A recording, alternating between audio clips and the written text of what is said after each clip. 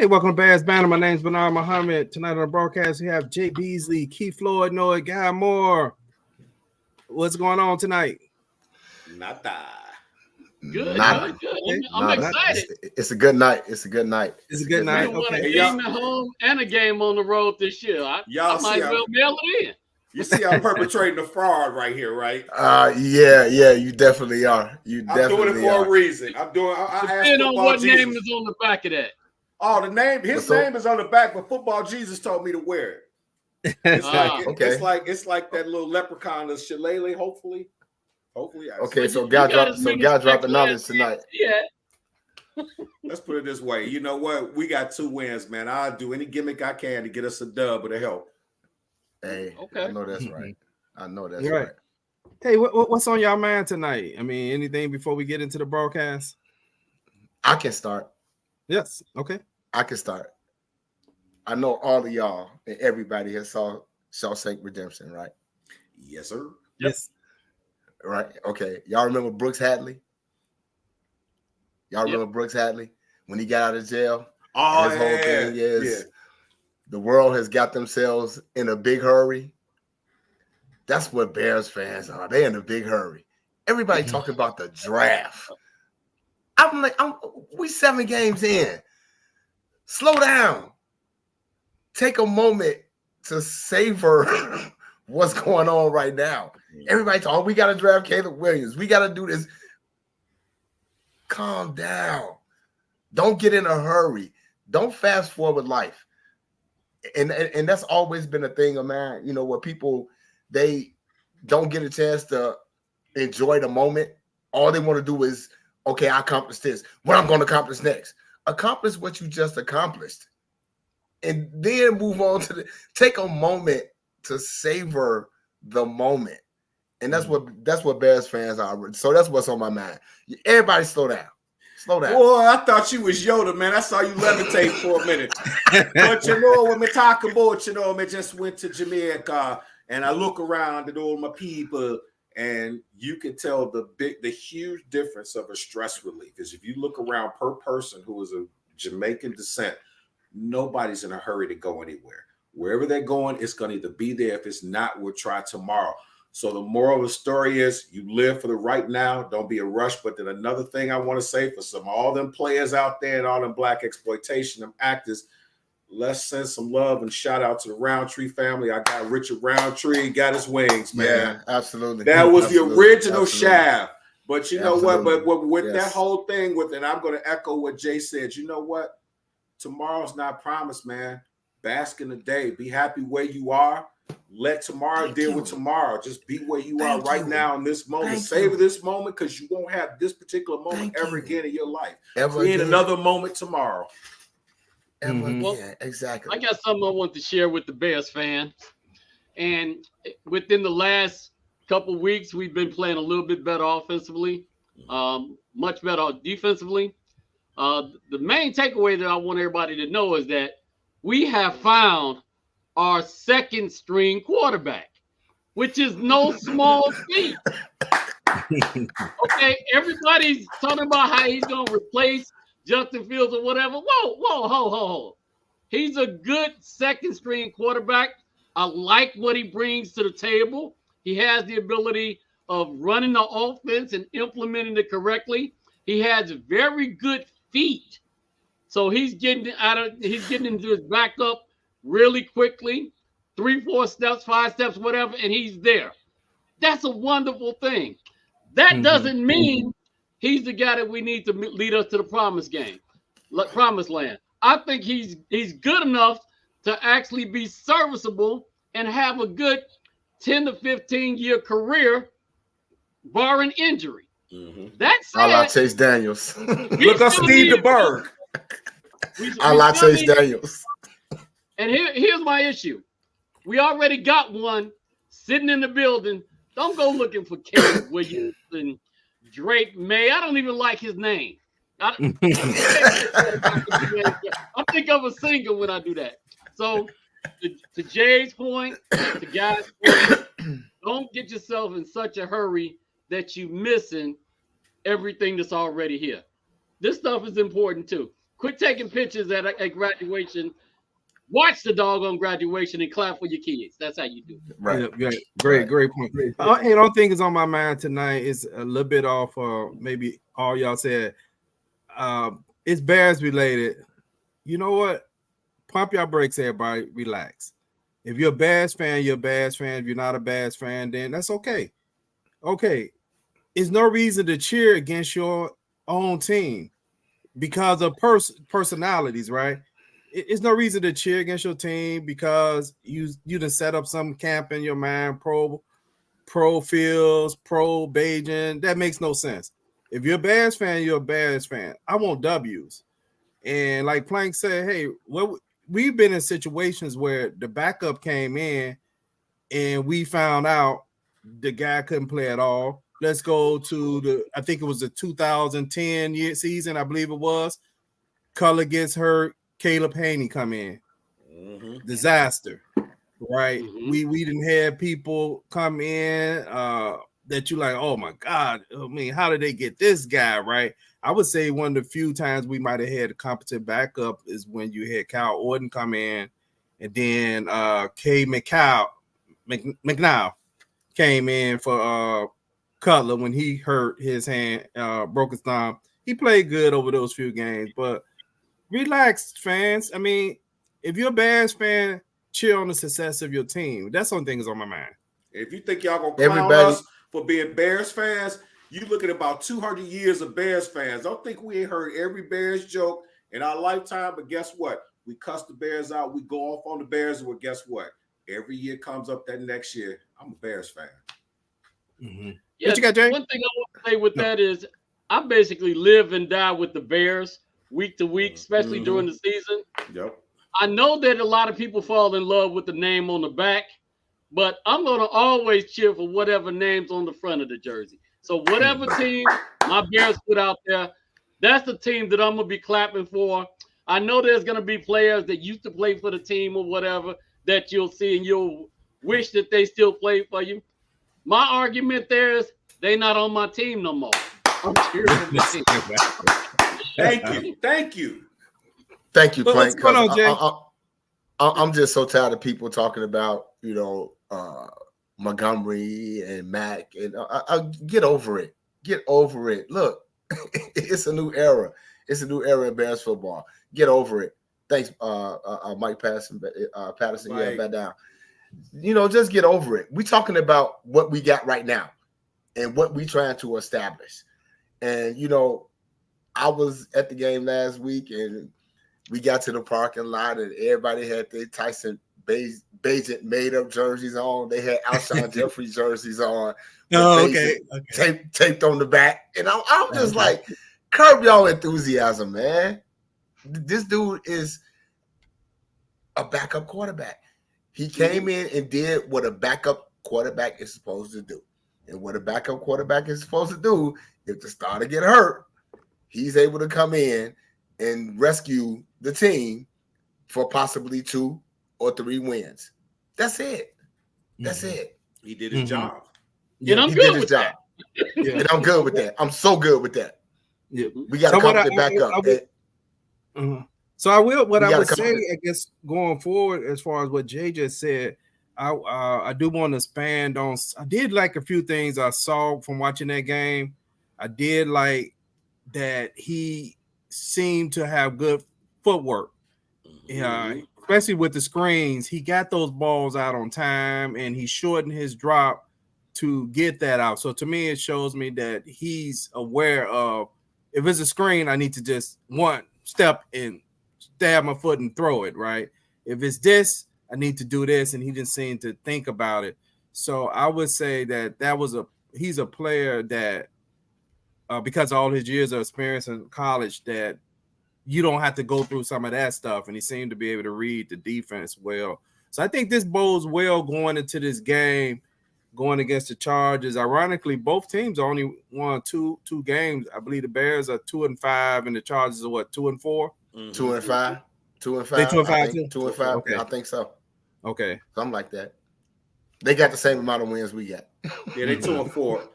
2-4. Okay. With Herbert, the greatest quarterback in the world? Well, you know what? But here's things that we have to also look at too. We can't control the intangibles, i.e., you're injured or you're sick or something like that. Like you said, there's a difference between being hurt and being injured. This kid's finger was broke, but he's out there behind the court. You know, he's under the center.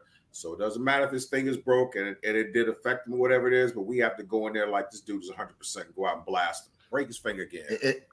And it's the finger on his non-throwing hand. And guy, if you could look it up, can you look at the Chargers schedule real quick? Because I think they've actually played like a pretty hard schedule, if I'm not mistaken. Yeah, because the thing is they've lost games. You know, the interesting part about it, I was looking at it earlier. They've lost games where they were like really close. There was kind of a crapshoot. Like they've lost their last two. They lost to the Dolphins by 2, 36-34. They lost to the Titans 27-24. They won 28-24 against the Vikings, 24-17 against the Raiders, and they lost to the Cowboys 20-17, and they lost to the Chiefs 31-17. So the only game all season that they've really been blown out with is the Chiefs. Everybody else has been like really close, you know. But you know what that reminds me of? I've said it. Us last year. So it reminds me of that Charger team. Y'all know how it is. We watch the Bears game, and then we'll watch the late window game, and we see Phillip Rivers. It's the fourth quarter. They're down about 5. Oh, he's driving down the field. It's the same. This is the same Chargers team. You know, you turn to CBS and you're like, okay, the Chargers, they got a chance. They got a chance. Interception. Here comes the brain fart. This is what that Charger team is.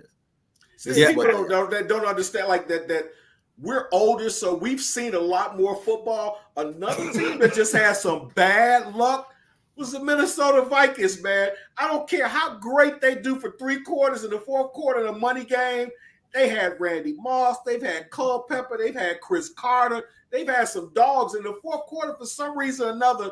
It's almost like somebody went in there and like I can win. No, you can't. Oh, yeah, I can't. Can't get it done. And they lose. Can't get it done. Yeah. You know what? That's funny because when you say the Vikings, I think about one year when I think Randy Moss and Culpepper was on. I think that's what it was. They field goal kick, if I remember this correct, had not missed a field goal all year. And if he hit this field goal, they was going to the Super Bowl, and he missed the that's the first field goal he missed, and that was the last play of the game. And they was all sitting there like, we can't believe it. Jesus showed up in a hologram, was like, guys, I'm sorry. It just disappeared. It's like point. It's sad because you know they had a guy that was a veteran. He had been around for a long time. Probably was in his early 40s. It's one of the guys that was just steady Freddy. Who was it? It's got and that's just how football is, man. I mean, I think that teams that have not won a Super Bowl or haven't experienced that, as a fan, you look at certain things, but then you get on the side, like I'm not gonna say no names, Patriots. Every year they can have a great team, they can have an okay team, but for some reason or another, football Jesus out there, like, you know what? I normally don't do this, but there's the field goal. There's certain teams that have it, but then you have like the 84 Dolphins team. You have like that Minnesota team, the Chargers team.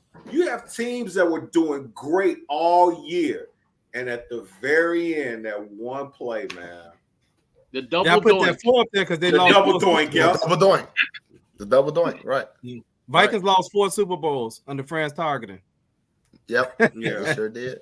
Yeah. The Bills lost 4 Super Bowls in a row. Jim Kelly. And the thing is, with Jim Kelly. And time won't and fans don't allow them. That Bills team, those 4 years, were one of the greatest teams that have ever played football. They just didn't win it. I mean, but they had just think about that. You talk about Jim Kelly, Thurman Thomas. What was the wide receiver name? Andre Bruce. Was it Bruce? 83. 83. Reed. Andre Reed. Andre Reed. Yeah. You talk about Andre Reed. We talk about Bruce, who's defense play. Yep. They had some studs on their team. They lost 4 straight Super Bowls. They lost 4 straight Super Bowls. And all those guys are in the Hall of Fame. Yeah.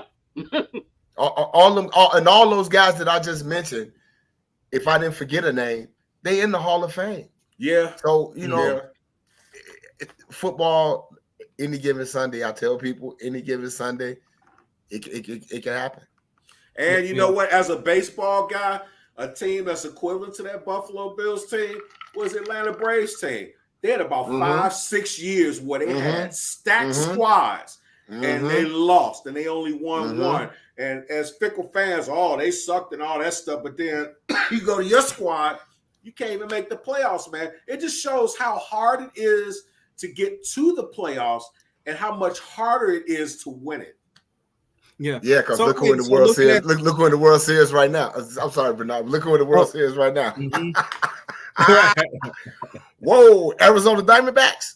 I'll pull it for the World Series. Pull it for the Rangers. They never won one. That's the only reason why. But so when you look at the success the Bears offense had in the last game, the interesting thing is they had success running the ball and being committed to the run game, and they took the short game. And I think a lot of fans, when I go back and look at the film, they kind of misconstruing them throwing the ball short.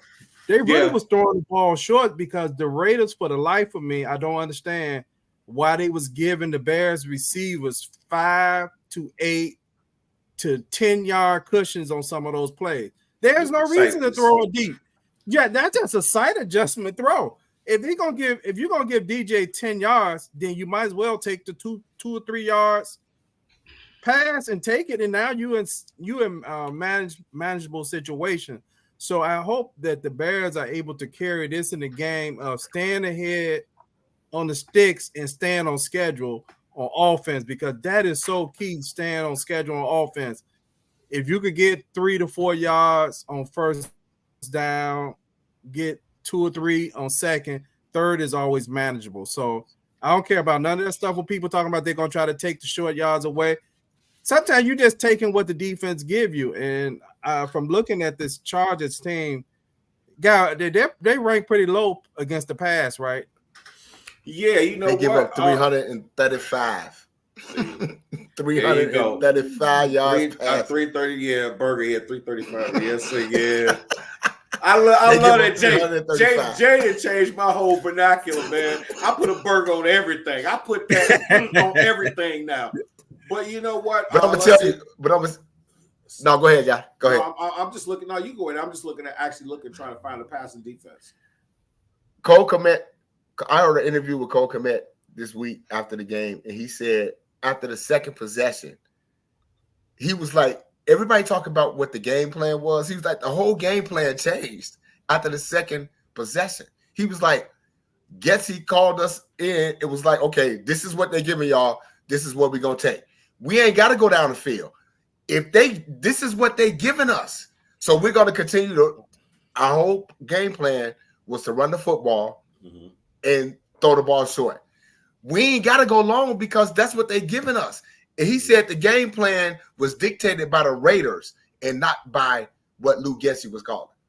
Hey, I got it. You know what? The Chargers give up 310.0 yards. They're 32nd in yards per game allowed, whereas the Bears are 29th with 257.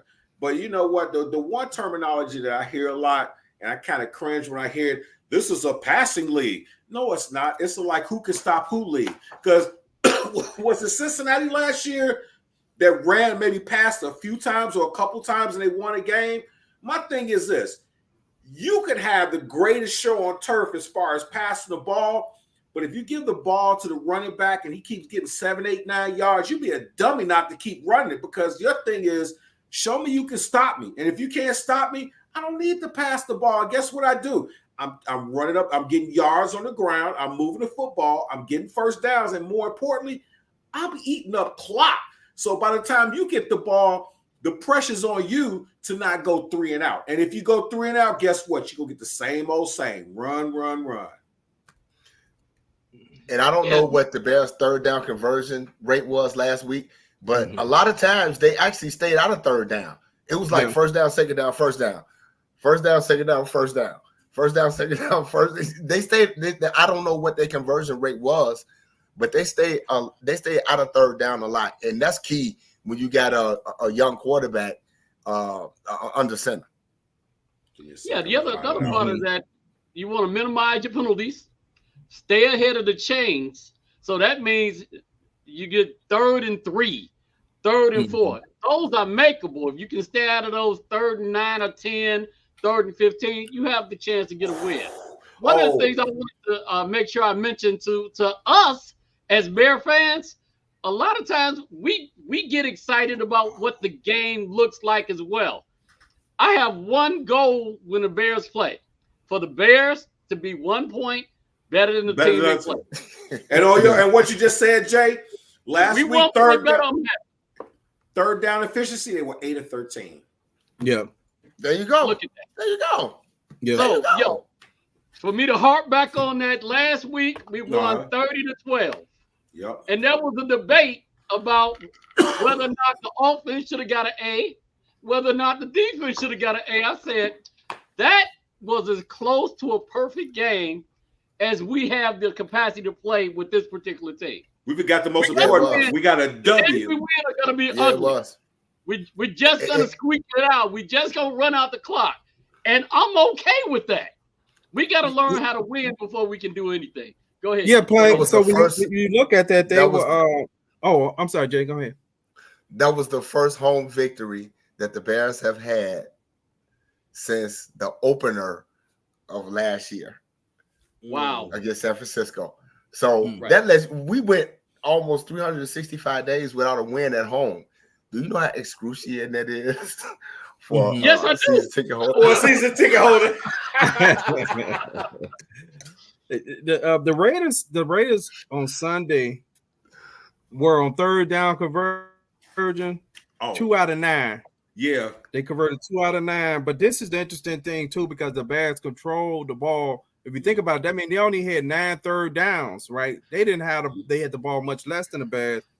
The Bears possessed the ball 34 minutes, and the Raiders possessed the ball 25 minutes. Yep. And I think, like I said, if you go into, and Dante Foreman ran like a beast. I think when you go into this game, I always said this, that I never was impressed with Khalil Mack against the run. I loved him as a pass rusher. He's a pass rusher. He's a pass rusher. That's what he is. I never That's what thought he is. much He's a of pass him rusher. as they defending the run. So if I'm the Bears, I would do my best to run at him. And I know he kind of moves around on the side of the field. Right. But when you really break down what you're seeing from the Chargers, they got so much money on their defensive ends. I think between the two of them, they have over maybe $75 million on the annual salary between the two of them. It's real expensive. I may be off on the number. That's hell of a hedge fund. That's on the team is Asante Samuels Jr. in the secondary. So if you could contain those guys, that's why they give up so many passing yards, because their secondary is horrible. They don't have any people out there because they got too much money on the pass rushers. I mean, usually people pay one pass rusher. They don't pay two, right? So they're paying two, but they're not getting home enough now. I mean, I think I don't know how many Joey Bosa had, but I know Matt had 7. Yeah, but 6 of them was against the Raiders. 6 of them was against the Raiders. But you know the Raider rookie quarterback. It was 6 against the Raider rookie quarterback.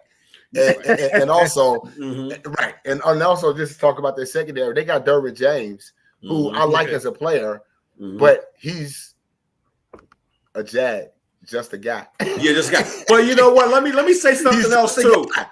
He's just a guy. To help people understand something, your naysayers will look up, oh, we hate no Khalil Mack. We're talking about ability. There's certain things, like perfect case in point. I'm gonna give you an example. Dick Butkus. Dick Butkus wasn't the fastest dude, but from laterally was one of the fastest guys in the history of the NFL. There are certain components that you have. If you look on my favorite thing about Madden, you look at the numbers, it's like, oh, yeah, rush the quarterback, he gets a 98, but on the run, he gets a 65. You're like, oh, you hating. There's just certain things that you just don't have in your repertoire. And it doesn't make you a bad player. It just tells you that there's just certain things. You know, like, for example, Khalil Mack, if you want Khalil Mack to kill you, hold on to the football as a quarterback. If you want to kill Khalil Mack, run the ball at him. You know what? I hate on the other team. I'm like the players. I don't. I'm not trying to be friends. I'm not trying to be friends with the other team. You know what?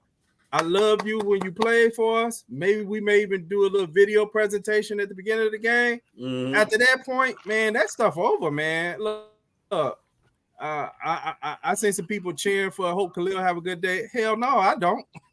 You see what I'm wearing? You see what I got? Right? It's like the whole thing with us old school guys about Mike. I love Mike. When Mike was with the Wizards, I'm like, man, I hope he get 30-40. But the Wizards, that's what it is. That's my guy. But by the same token, I'd be doggone if I'm going to choose another team over my squad because I love Mike. I just can't stand a lot of these New Jack folks. Your guy leaves this team and goes somewhere else. Now you done burn the jersey of your squad and you a part of that squad. Mm-hmm. Don't make no sense. I tell you what, Bernard, I'm looking forward to this week's game. We're getting stronger and faster at the right time. Braxton Jones should be able to come back. I think Darnell Wright. Yeah. Darnell Wright, as much as people start talking about, you know, they wanted Carter or whatever.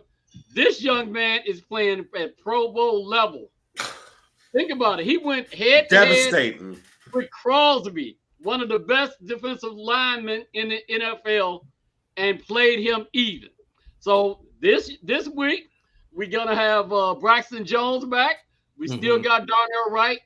Tevin Jenkins is a beast. That's why we're able to run the ball as much as we could. When you put Jenkins next to Wright, that's going to be a problem. It really is. So I'm looking forward to the Bears getting out there with Khalil Mack. I think they're going to show a couple of highlights of them pushing him out of bounds, 20 or 30 yards down the field. And I'm okay with that too. So I'm looking forward to the game because I'm seeing what we got on the field, and this is looking better and better.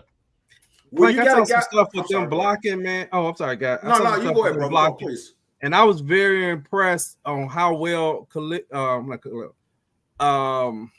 Jenkins, Jenkins and Wright communicated. Right. It was beautiful. This one play, Jenkins tapped the guy, right, and slid him over into Wright's hands, right? Wright drove him back, and Jenkins went to the second level and took out the linebacker, which bust one of those runs for about 15 yards, man. And then I saw another play where Wright, it was Crosby was coming in, and he went to throw like a little hand jab at Wright. And Wright, man, played it beautiful. He went to put his hand up, but he was just trying to get him to swing and knock it down so he could spin off it. He put his hand out, Wright put it halfway, and when he pulled it back, Wright stepped back, right? So he didn't gain any leverage. And, you know, but he was good with his hands, man. I know he had an arm injury, but he played well through it. I got two new names for both of them. You know what? Go ahead, brother. And you know what? And that's the thing about Wright. Wright has I don't know if it's a shoulder or if it's an arm, but him able to shuffle people with that one arm, that lets you know how good this kid can be. And Tevin Jenkins, you know what? People can say what they want to about Tevin Jenkins. This dude gets to the second level like no other guard that I've seen since Ruben Brown. Ruben Brown used to get to the second level like that. This guy gets to Tevin Jenkins is a mauler, and he gets to the second level so well. And with him back in the lineup, and I don't know if people know this, but since he's been back in the lineup, the Bears have been able to run the ball, and they have been able to protect the quarterback. I got two names. I got two new names for them. The Mac boys, McFilthy and McNasty. When you see an offensive lineman standing out there looking for something to do, not because he missed a block, but he obliterated his dude. He like, oh, you know, that type of guy. And if you look at Darnell Wright on the line, I'm just going to tell you guys, forget our football play. Watch when he lines up. When guys are in that stance and you look at him, you see all these guys looking like this. You see Darnell Wright, you get here, he like this big. It's like he don't even fit on a football in a screen. It's like they almost have to take the camera and do like this. Zooming in on him. Nasty. So, like I said, them my boys, McFilthy and McNasty. And them dudes, if I'm a defensive end, a defensive tackle, I'm like, you know what? I'm just going to sit up here and just play patty cake with you because you ain't about to put me in no highlight film. Hey, Plank, is Braxton Jones going to be on a snap count, did they say? They haven't said yet. You know, he hasn't been released, but he did practice yesterday. Oh, he did. That's always a good sign. So a lot of times they just release him the day before or what have you. So I'm looking forward to him coming back. Larry Borum, you can be that swing tackle, come in a play or two, but you know he's not a starter, and he's actually done about as good a job as he is capable of doing. So right, because he has not played bad. You know, you know, as a swing tackle coming in and being pressed into duty, he has not played too bad. I'm just gonna love to see, and I don't know if we're gonna see it this year, but if the tackle come back this week, we're gonna see 4 of our 5 starters. Nate Davis is the only one that's not gonna be here. I would just love to see this line with Braxton Jones, whose name I just forgot, but Braxton Jones, Cody Whitehair, Lucas Patrick, as bad as he's been, Tevin Jenkins, and Darnell Wright as a starting 5. That's about as good as we're gonna get outside of Nate Davis being on the line. So that's a good thing. Yeah, Jenkins brings that nastiness that the Bears lack when he's out, right? And that's the guy too that I'm sure he's on the sideline talking crap, right? Like, hey, you know. So I hope the Bears put that ball on that side, man, and embarrass them boys, man. You know, because that's one thing I think Komet was talking about too. He was talking about at some point when they was running, they could just feel that the Chargers were like frustrated. The Raiders they were so frustrated. They were so frustrated. And and we actually was looking at. We was like, we was like, the Raiders don't even want to be here right now. They snatching their soul, and that's what the Bears ground game did last week. It snatched their soul, and if you can continue to do that with a rookie quarterback until Fields come back for the explosive plays, if we can do that, snatch the Chargers' soul. The same thing y'all did with the Raiders, snatch their soul and go down the field a little bit more because they are a lot more vulnerable than the Raiders were. When you're a pass rusher and you get pancaked and you get mad and look up and see if it's right or jinx, okay, I'm gonna lay here. All right. It's like it's tripped out. I mean, I'm telling you, man, Jenkins is my guy. He was my rook. And like I said, he had a little head thing going on, but I think he's starting to realize how good he really is. And these other teams are starting to realize how good he is. And what I really would like to see is I would like to see us, if not necessarily draft maybe, but get a bona fide straight up dog as a center. I would love to see what our offensive line look like with a straight up center where the dude is just standing there and you're not worried about is he going to miss his tackle. If you got a center that could do what he do, imagine what Wright and Jenkins would do to some dudes, man. That'd be assault. They probably leave the field in handcuffs. But again, let's not talk about the future. Let's not talk about the future because we already know the Bears need a center. The Bears need a center. So we ain't gonna talk about that right now. But you know, I feel you. I feel you, guy. I feel you. They need a center. Let's keep in mind the Bears have already shown us the blueprint. Yeah, they have to remember themselves. Not only did they beat up the Raiders, they did the exact same thing with one of the best defensive lines in the NFL with the Redskins. Yes, they did.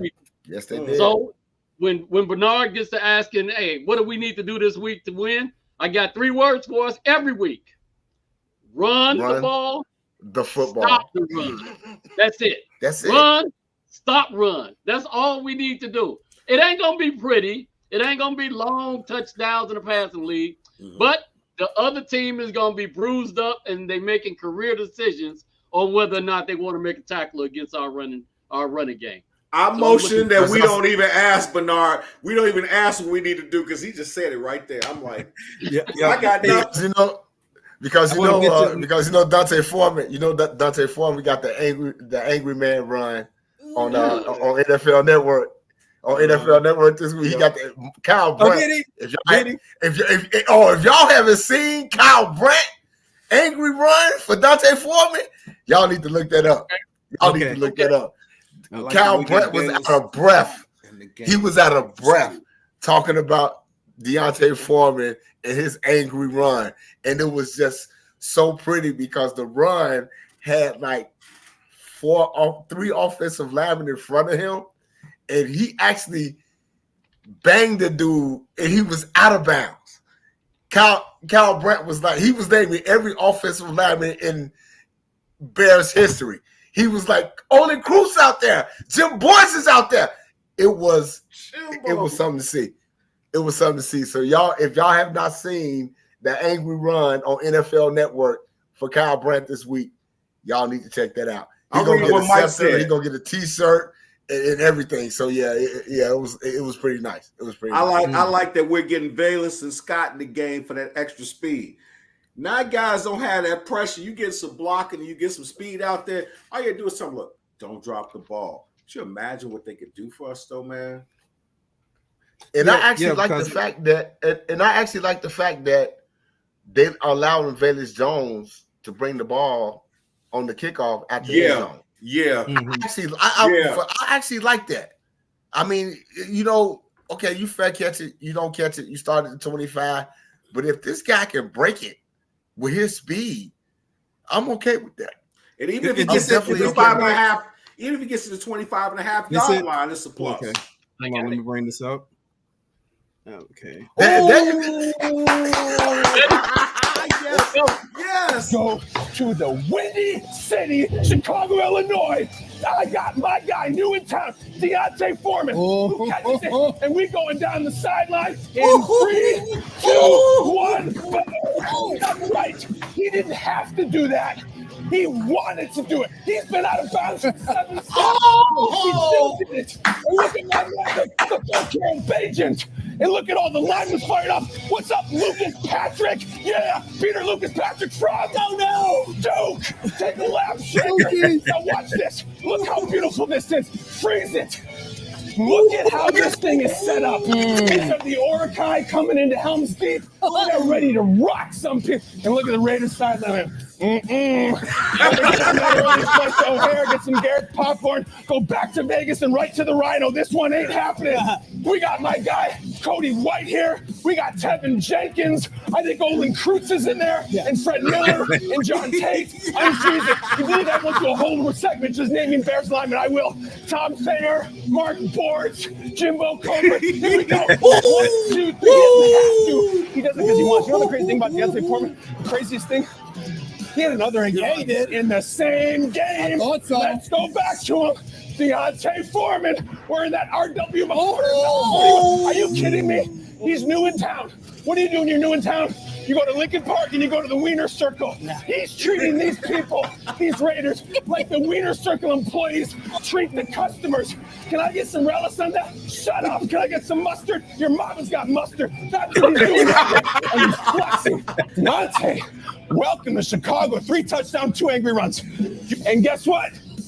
It's going to Chicago. Shout out to the wonderful ladies at the Wiener Circle. Shout out to all the Bears linemen and everybody putting that work in at Hallis Hall. Angry runs. Boom. See you next week.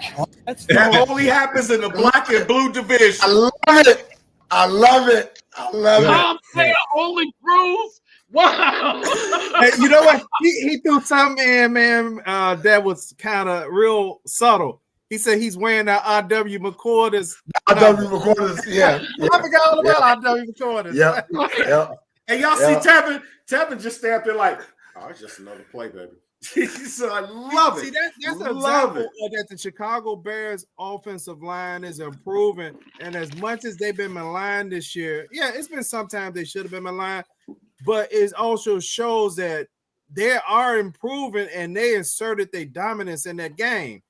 I mean, they were that right there. That was crushing people, man. I mean, they probably look like they wanted to knock the yard marker guys down. You know, that's a mentality though. But you know, that goes to fickle fans too, because you also have to realize too, as bad as everybody talk about our offensive line, we led the league in rushing last year. Yep. Yeah. Yep. You don't lead the league in rushing with a bad offensive line. Yeah, exactly. you might have bad pass protection, bad quarterback play, but when you lead the league in rushing, that is all on your offensive line. So and you got to get a credit. You got to get a credit to the running back. But like say when Walter Payton was behind those lines, and you look at the yards he got, I think what happened was, don't get me wrong, Sweetness is my dude, and in my mind, I love you, Jerry Rice, but Sweetness is my guy. Anytime this dude get 275 yards on the Vikings, yeah, he's hecka capable. But you got to give offensive line some love because he can't get through a lot of holes if they don't make none. Got to. You got to. Let me tell y'all something on that.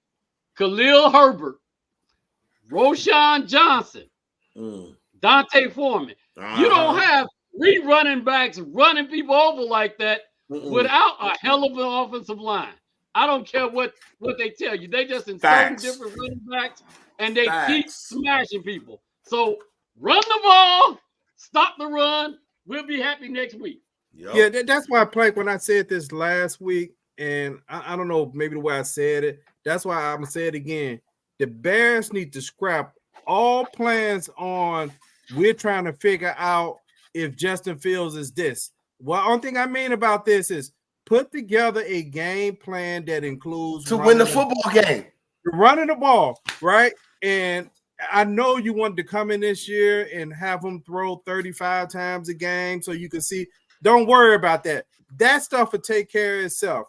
You need to get some wins, build the confidence of your team. That's the main thing. And if that only gets Justin Fields 20 passes attempts, that's fine. Because I'm sure he'd rather have a W than when he get back in the starting lineup than to have 300 yards in a loss. So scrap all that stuff and run the ball.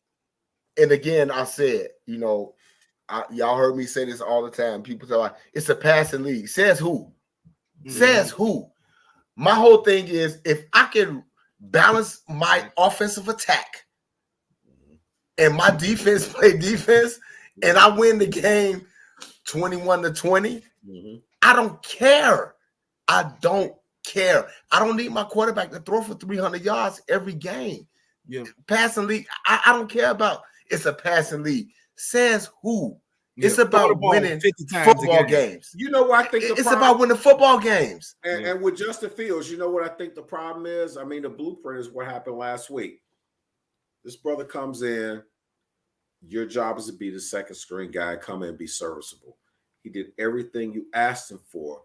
Why can't you have Justin Fields come in and say, look, dude, I don't need you to throw a 60-yard bomb. I need you to go, look, hit them trips. I need you to go ahead and get this 7-yard go. You know what I'm saying? The thing is I think a lot of times these OCs got to get in this thing. Well, I seen Justin Fields throw a 60-yard bomb on and that's fine. But if you're running the football like you're supposed to, we getting the 5 yards of carry, that one pass is going to be open. But when he passes, why not just give him 4 or 5 yards? We're moving the football. That's the most important part, to move the football, run the clock, and get some points on the board. I would love to see the same game plan. I would love to see the same game plan with Justin Fields in the game. I would love to see that same game plan. Yeah, I agree, Jay. Special about last week, okay? You had a rookie quarterback that came in there and ran the offense, and he threw the ball to nine different receivers. Yep. That is unheard of. Yes, you only have, by the time you get all your receivers and the people that's hurt, you only got about 9 guys that can catch passes. I got one catch too, and I was on the 55. And I don't think Cole Kmet got a catch last week. No, he didn't. Mercedes Lewis had a catch last week. He sure did. Mercedes Lewis had a catch last week. Yes, you know what? That's one of the negative things I will say about Fields today is not scanning the field like that, because it was one play where he hit Tyler Scott in the middle of the field, and he went through his progressions pretty That was like fast. his fifth read. That was like Yeah, his fifth read. And he threw the ball. He threw the ball to Tyler Scott before he came out of his break, even though that was the fifth read, and hit him on look like a skinny post or something. So that's some stuff that maybe when Justin Fields, as he watched this game, and like Jay just said, I know we didn't want to come in this season and not see Justin Fields like pass a little bit more and develop his passing game. So we were all, I had to say, I was one of them too. Open up the playbook. Do this. Fields, you do that. Scrap that. And like I said, scrap it right now, because right now that's not winning football for us. It's not winning football for us. Play to the strengths of your team. Let the other stuff work itself out. And like Jay said, don't get ahead of yourself. We'll find out at the end of the season how it all falls, right? If it falls one way, but right now I like what some of the players saying. We just gonna play this week. We don't care about the next week. We playing this week. I just want to win football games because you know, Bernard, me and you talk, and we talk about the draft. Everybody talk about the draft. Man, the draft ain't guaranteed. Whoever you pick in the draft is not guaranteed. I want to win football games. I want to win football games, and that's all I want. I could care less about draft position. I hear these people on ESPN and the score talking about, oh, we 2-5, so now we done fell into the 5th position. Dude, it's October. The draft is in April. Are you kidding me? This is what you're talking about right now? So yeah, the world has got themselves in a whole the football world has got themselves in a whole big hurry for absolutely nothing. Hey, you know what I wish though? I wish our fans could be flies on the wall to the text messages that we send. That's a whole different show in itself. I mean, your head would just blow up because I will say this about my brothers, and I love my brothers. Y'all don't realize the football intel that they got. Sometimes I'm sitting up and I'm at the gig, I'm looking like, I didn't even think about that. It's like, okay, let me go look at the site. And you start going, I mean, we start talking about not just stats, but nuances, certain things that we saw in games, certain run schemes that people had, certain types of defensive stops, formations, all of that. That could be a show by itself. All of that. It's priceless. All of that. Yeah. So hey, let's so we don't really have to talk about what it takes for the Bears to win this game, but hey, let's go to this right quick. Hold on. I have something down here I'm trying to find. Yep, 2 for 2. 2 for 2. Man, who y'all got for 2 for 2? That's hard this week. Yeah, it is. Bunch of ugly games. I got the Rams of Dallas. No, okay. 2 for 2? 2 for 2. 2 for 2. The top we talking about 2 for 2. Top end and the bottom end. Man, I gotta look at some of the standard to rethink this, man. Yeah, well, I'm my 2 for 2. I can give y'all my two bottoms. I can give y'all my 2 bottoms. The Panthers and the Titans. Yeah. What happened to the Titans?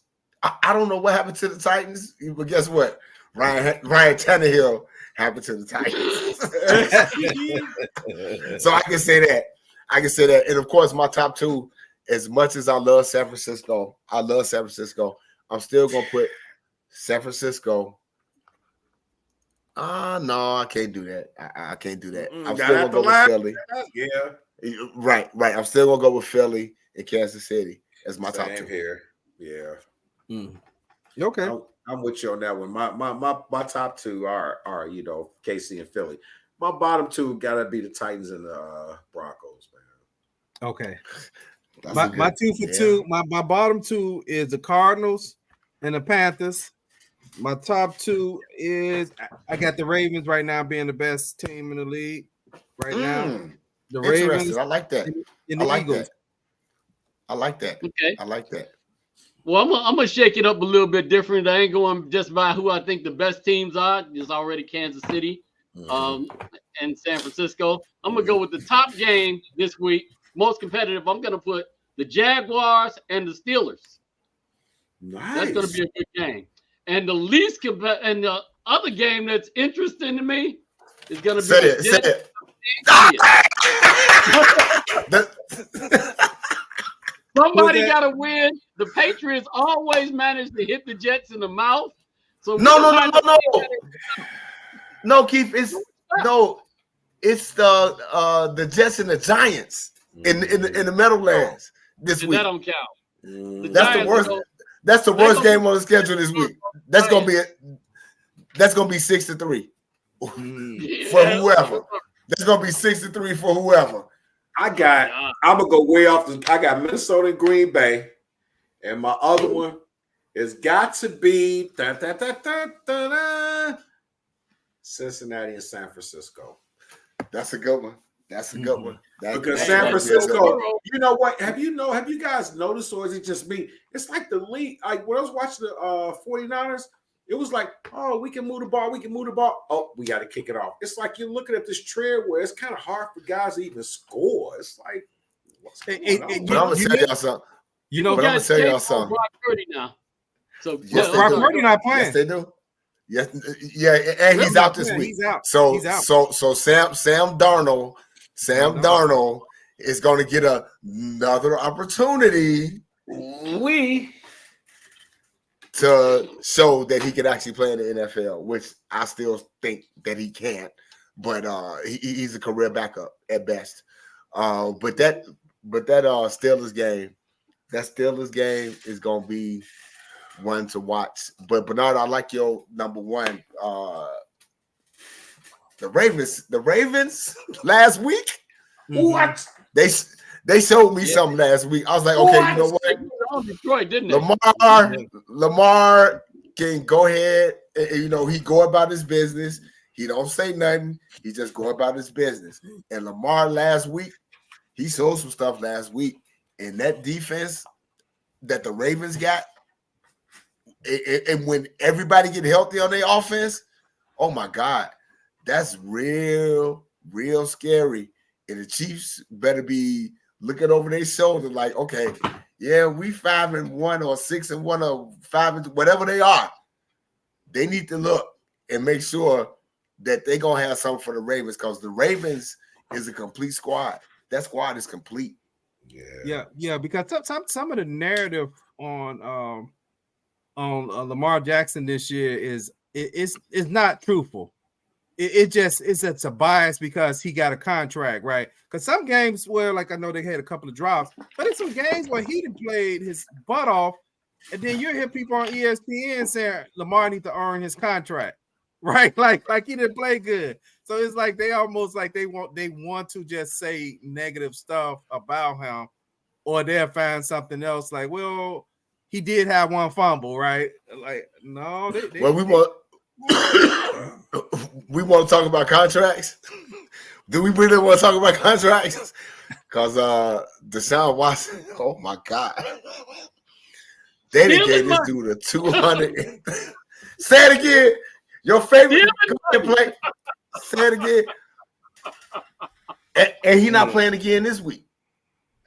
That's a bad contract. $230 million guaranteed. Terrible. Yes. Terrible. What are you? Years. And this dude had to sit out 12 games last year. Now he's not healthy this year. And you got a cast off from the Bears team. Leading your squad. But my problem with the league and just in professional sports in general, this one word that just makes me cringe: load management. All these guys, oh well, my uvula is hurt. I can't swallow ice and all that other stuff. What happened to a time where guys and I understand what people talk about as a business. What happened to these players that come up and say, you know what? There's a little kid in the stand that's probably going to be in the league in 20 years from now. I want to make sure that his mama only had her last money to get a ticket to come see me play. I'm not hurt. I'm not injured. I'm hurt. I'm going out to play. You know what I'm saying? A lot of guys nowadays, it's like, it trips me out.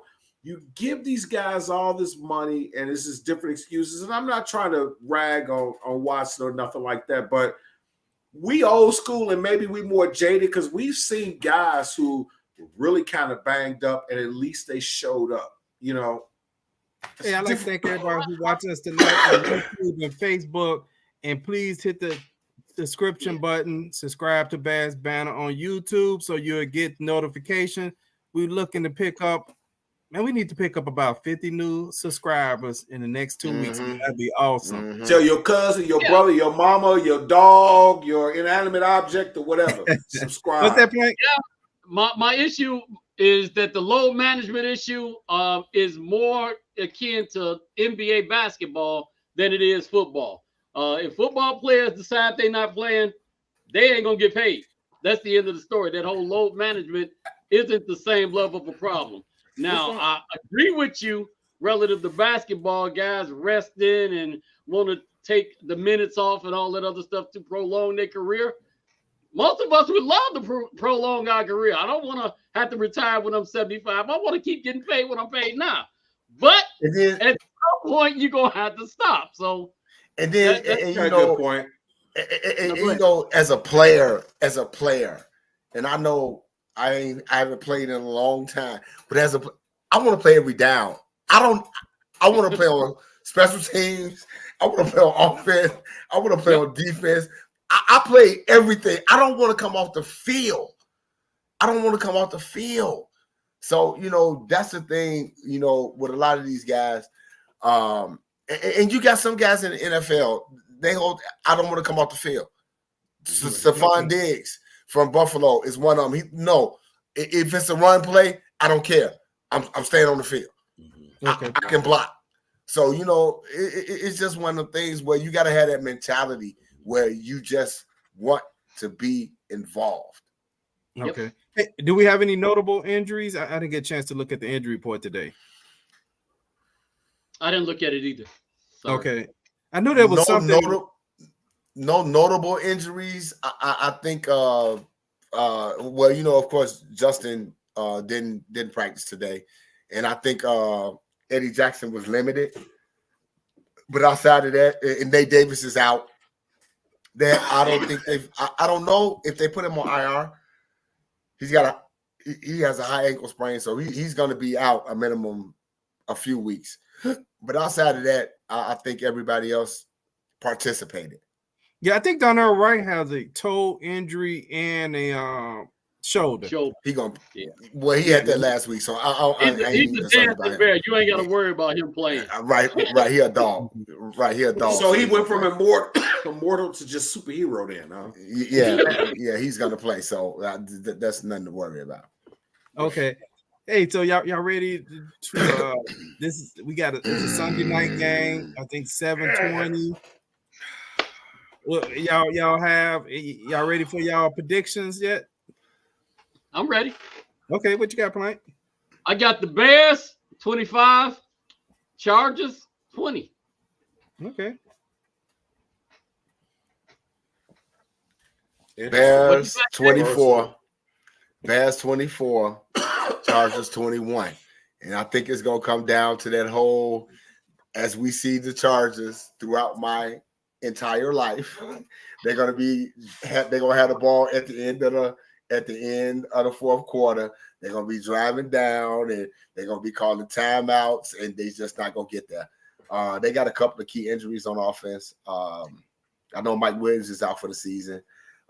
Quentin Jefferson, I think that's his last name. The rookie that they drafted, he's had 15 targets all season.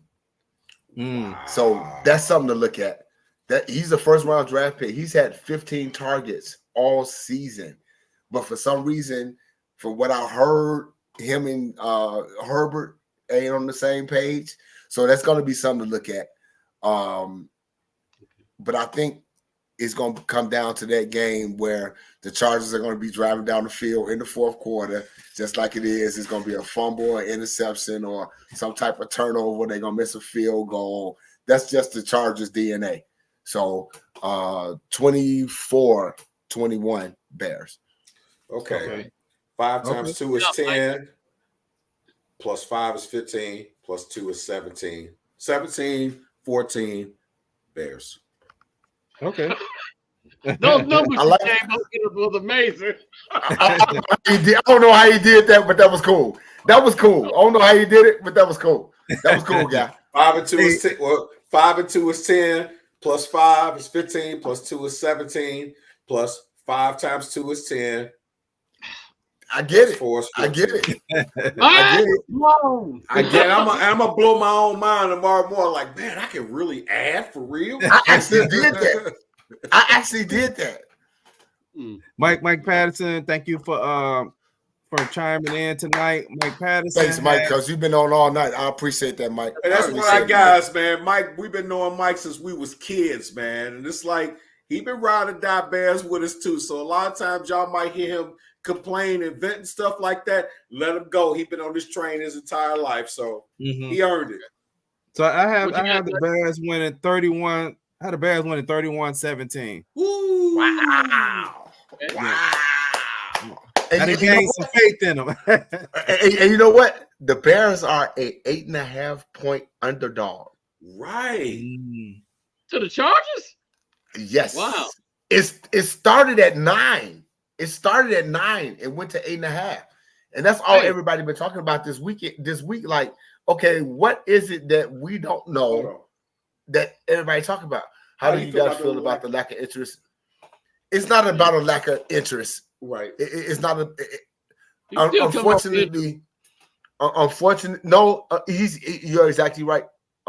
He's coming off an injury, but I'm gonna tell you guys, the thing about Darnell is he's really trying to work his way back in, and because you get a number one wide receiver like DJ Moore, those targets that you had when you thought people said you were the number one wide receiver, you're not getting those targets no more.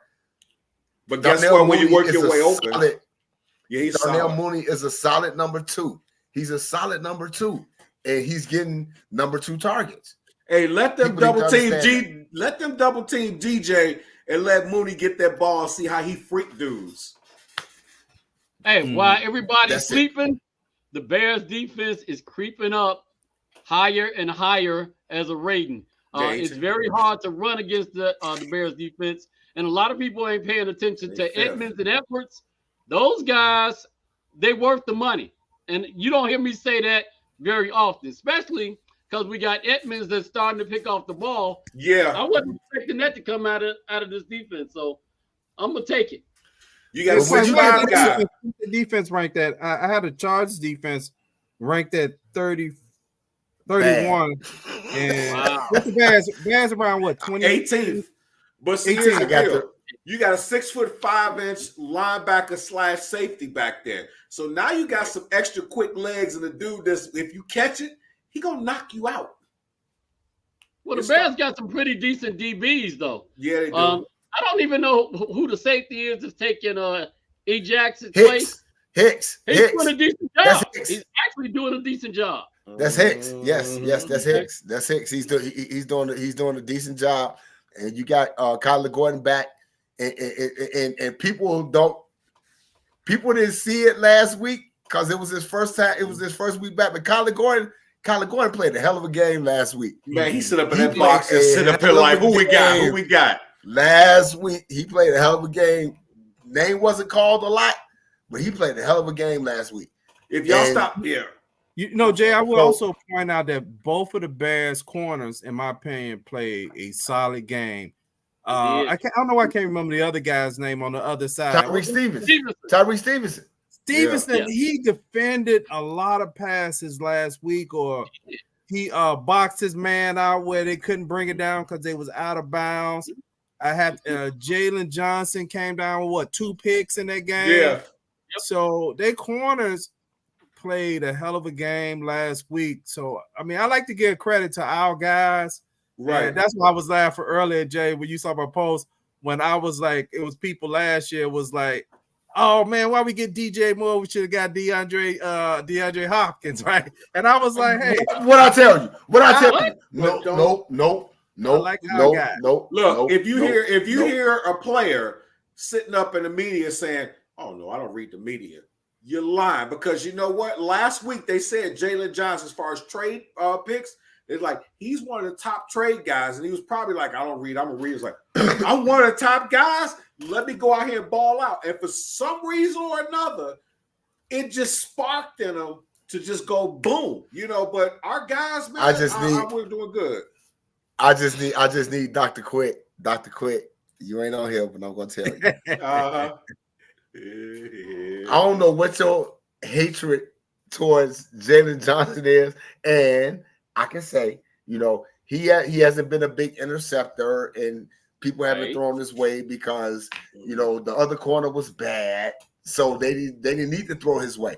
But I'm gonna tell you something. Anytime you got a 24-year-old corner, a second-round pick, and he's played 4 years for you, and he's been solid, you have to lock him up. Because if you want to build a foundation for your team, you need to have veterans that's 24 years old, on your team, and not 30. So that's that's my thing. Now, do you pay him top dollar? Not like Sauce Gardner type money, and it all depends. And according to Jalen Johnson, him and his representatives are talking to the Bears about an extension. So hopefully that's going to happen. I'm hoping they can come to a happy medium where he's going to be here. And at 24 years old, with 4 years of experience in the NFL, that's good. That's good. So I'm hoping that they can lock him up. To your point, what Quick was upset about was the same thing I was upset about. 4 years, the guy missed a lot of games, so he was hurt at the end of multiple years. And his production was actually pretty paltry as far as passes defended and interceptions. He got 2 interceptions in one game. I got something to say to him. Do it again. But and I don't want to start a debate on his production. But if you look at his production, look at his production. When he's playing, he's productive. Injury is. It's the NFL, so injury happens. Yeah. Well, interceptions and passes defended are basically the same. You can't intercept the ball or defend a pass if they're not throwing towards you.